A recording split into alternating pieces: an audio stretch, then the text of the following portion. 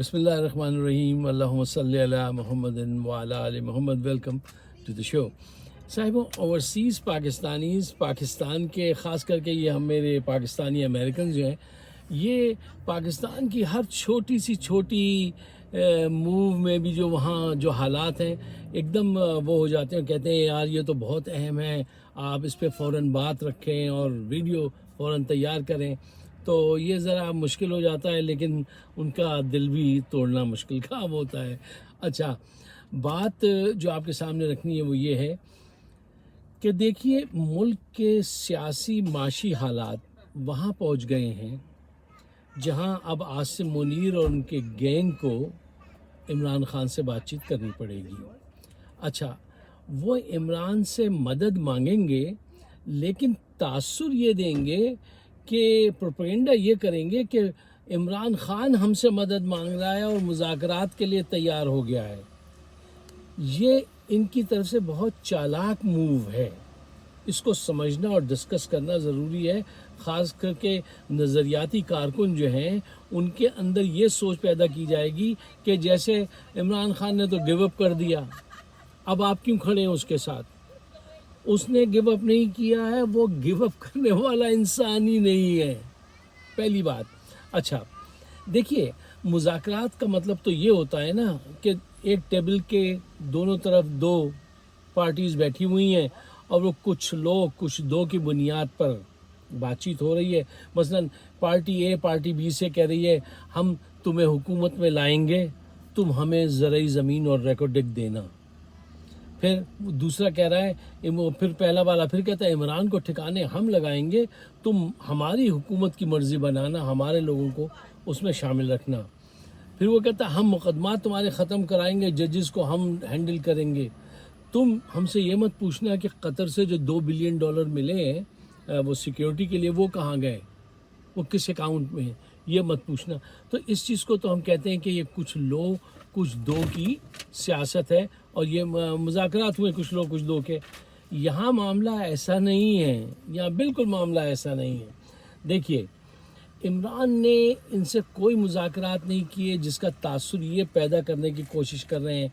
वो तो सिर्फ इतनी सी बात कहता है कि भाई हमारा मैंडेट वापस करो, तुम अपना रास्ता लो। इस बात के लिए अगर मिलना भी पड़े और बात ये रखनी हो कि भाई हमारा आवाम का मैंडेट, आवाम को वापस करो, तुम अपना रास्ता लो, जो तुम्हारा काम है तुम वो करो, जो हमारा काम है हम वो करें, हम तुम्हारी इज्जत करें, तुम हमारी इज्जत करो। हम इक़्तिदार में आए तो हम तुम्हारे साथ कोई ज़ाती अनाद दुश्मनी बुग़्ज़ नहीं रखेंगे। इमरान इस मिजाज का इंसान ही नहीं है, ठीक है ना।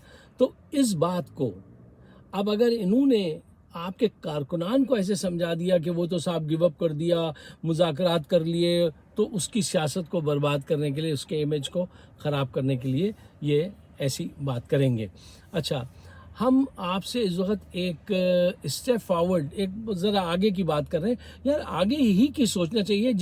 जिन हालात में आप आज खड़े हैं वो तो हो ही रहे हैं ना भाई, उन पे आप क्या बात करें, वो तो आप हैंडल करें। आने वालों को आज देखिए, कल जो होने वाला है उसको आज तस्वर कीजिए, देखिए, और उसी की तैयारी कीजिए।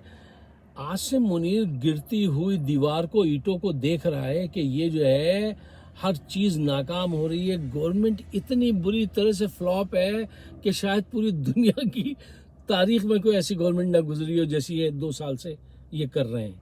कि महंगाई कहाँ जा रही है, अय्याशियाँ कहाँ जा रही हैं, 2 करोड़ के टायर बदलवाए जा रहे हैं, क्या मतलब इंतहा है। अच्छा, देख वो भी रहा है सब कि ये क्या हो रहा है। अब वो इस इंतज़ार में कि सऊदीया से 20-25 बिलियन डॉलर मिल जाए।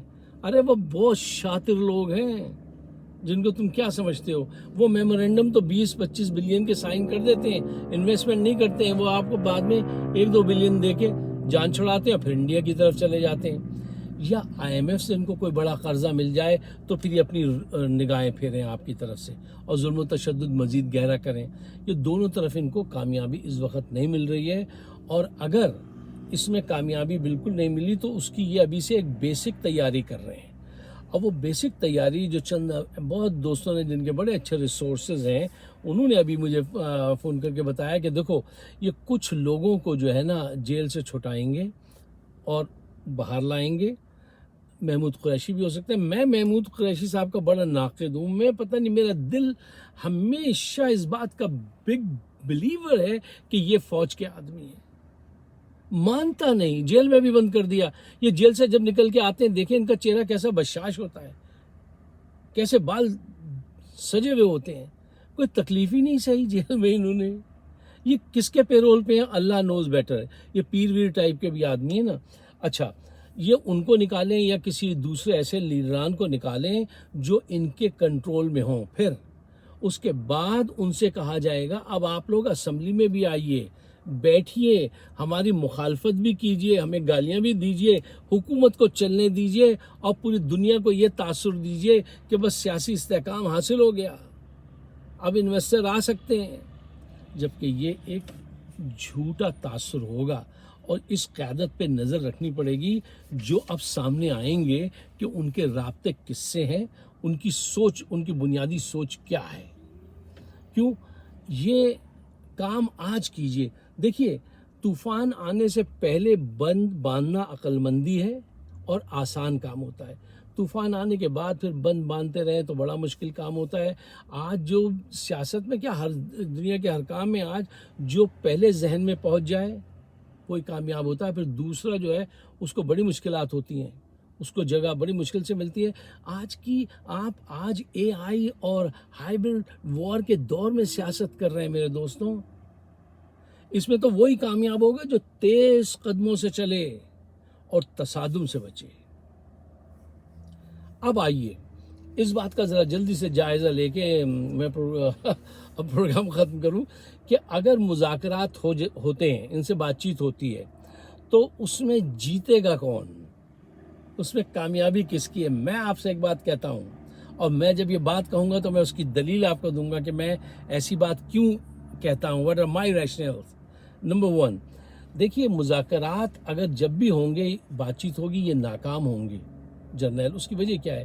دیکھیے مذاکرات کا جو ایک گولڈن رول ہے نا وہ یہ ہے کہ جب آپ کسی سے بات چیت کرنے جاتے ہیں نا تو آپ اگر جب تک اس پوزیشن میں نہ ہوں کہ آپ اس کو وہی عزت دیں دوسرے کو جو آپ اپنے لیے چاہتے ہیں,